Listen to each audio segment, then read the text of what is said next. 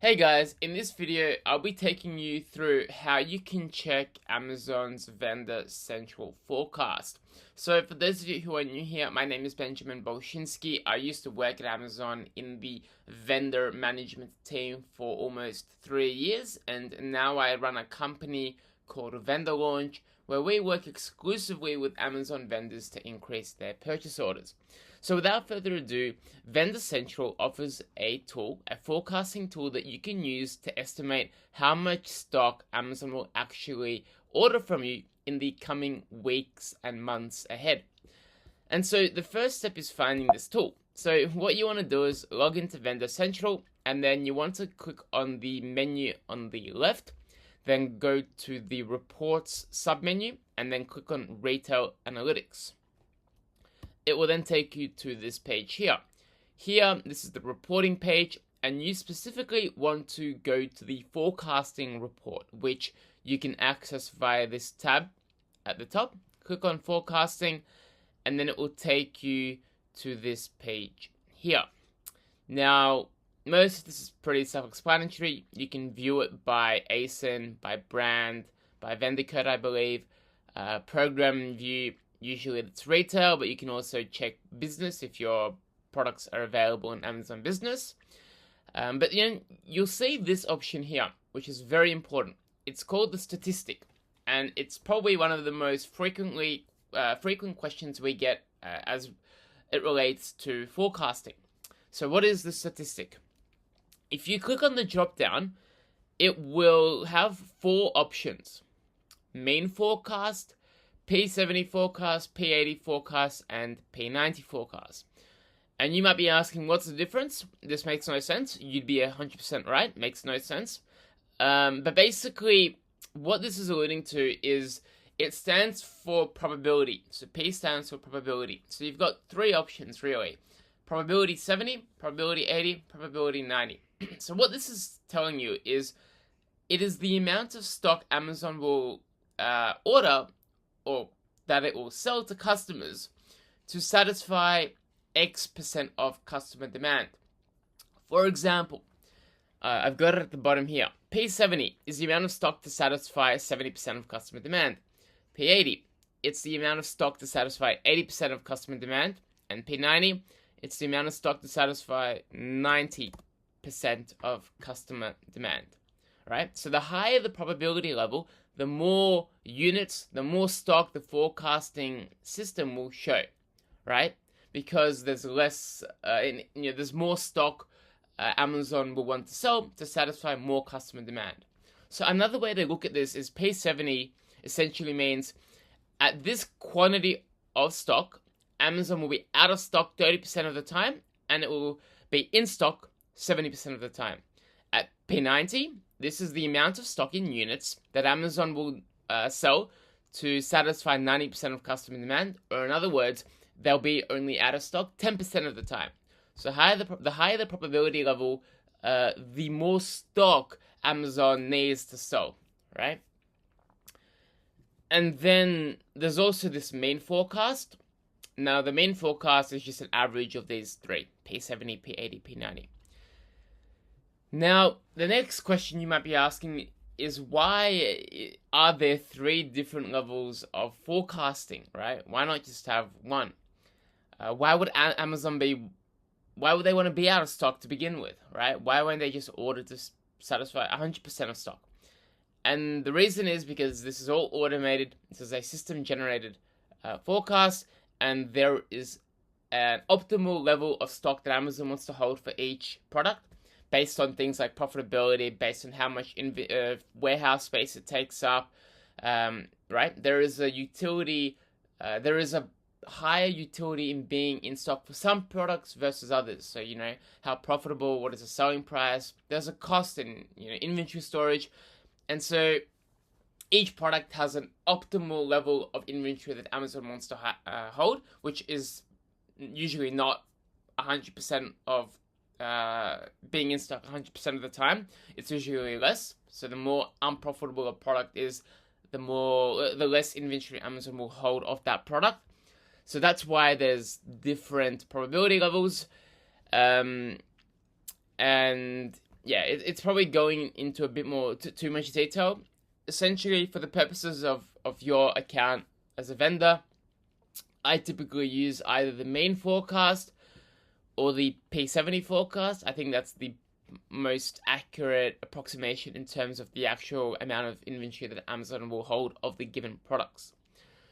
So you want to click on this statistic, then select either main forecast or the P70 forecast, and then it will take you to this graph here. So this graph will come up, and so this is essentially the forecast on a weekly basis.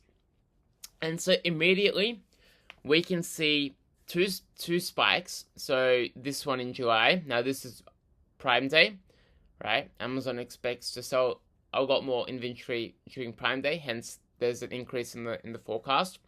And then we've got another forecast November, December, which is Black Friday, Cyber Monday, Christmas period. And so that's why you see the two spikes.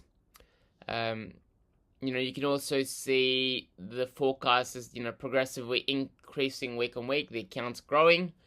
And then the other thing is, if you go to the bottom here, you can see numbers. So we've got week 0, week 1, week 2. So the forecast, it comes, it's given on a weekly basis, and it's given on a unit basis. So we've got the total number of units that Amazon expect to sell in this particular vendor account for each week. You can see it at the bottom, 1,470 units, 1,200, and so on. And if you scroll to the bottom, which you can't see here, but it will then break this forecast on a product basis, on an ASIN basis. What I've just shown is the total of all products. But you will also see this available drilled down on a product level basis. So that's kind of how you read the forecast. What I like to do is I like to export it and then feed it to Claude or to your preferred AI platform and get it to summarize it on a monthly basis. That's, in my view, a bit more useful to have it broken down on a monthly basis. Now, there's a couple caveats to this whole forecasting process. First one, beware. The further out you look on the forecast, the less accurate it becomes. Makes sense, right? Amazon, the further out you look, the more variables in play, the more things that might impact the forecast, and therefore the less accurate it becomes. The other thing I found, with the clients that we work with that impacts the forecast is if you start to increase your Amazon business, so you start aggressively investing. So for example, when we have clients that come to us at vendor launch, we have a vendor launch plan that we implement that takes their account and supercharges it in terms of growth. We start creating specific vendor ads, we start running promotions, and a bunch of other things that we do. And so what we find is typically the forecast looks at your historical sales, your historical data, right? And so if it's week 0 and you've started aggressively investing in ads, in promotions, you've started working with vendor launch, you'll find that the forecast is under forecasting because it doesn't have these initiatives that you started to take in. It does not have that baked into its historic data. So sometimes we find that as a result, the forecast is significantly under forecasting, right? Because it doesn't know that you've started investing in ads. It doesn't know that you've hired vendor launch to start working on the account. You dedicated more resources to it, right? The system takes time to learn that, so that's why that's something that you should be cautious of. And then here we go, caveat number 2. This one confuses a lot of people. So I've gone through all this forecasting data, and arguably the most important caveat is this is actually not a forecast in purchase orders. It's a forecast in customer demand. So here, Amazon is forecasting the number of products or units it will sell to customers, not what they'll buy from you. It's a customer demand forecast, not a purchase order forecast. There is a massive difference, right? And this is what the difference is. And this is why even though there might be a massive customer demand forecast in this tool, you might be getting 0 purchase orders. And this is why, right? So the reasons why the forecast is different from the purchase orders that you receive. It typically comes down to some form of ordering constraints. So for example, too high MOQ, right? If you have too high MOQ, Amazon won't order from you because the cost that they bear is too great. So even though customers want your product, they might not raise any POs if your ordering constraints are too high, if your MOQs are just excessive. Another vendor offers the same products at a cheaper cost price. Amazon will order the products from them instead of you. Product is listed as permanently unavailable. Amazon can actually raise POs. Or potentially, this is a key one, if a product is unprofitable for Amazon, then they might not order the product from you, or at the very least, they will order significantly less. So these are reasons why, even though your products may have a customer demand, an established customer demand forecast that you can see in this tool, you might not get any purchase orders, or you might get POs that are significantly lower than you expect. So typically, it's an ordering constraint or some form of fundamental account issue, and so that's something that you want to solve, which I can make a separate video on how to do that. But that's kind of how it works. This is all for this video. If you have any questions, please leave them in the comments below. Otherwise, hope you have a great day, and I'll talk in a couple of days. Thank you. Bye.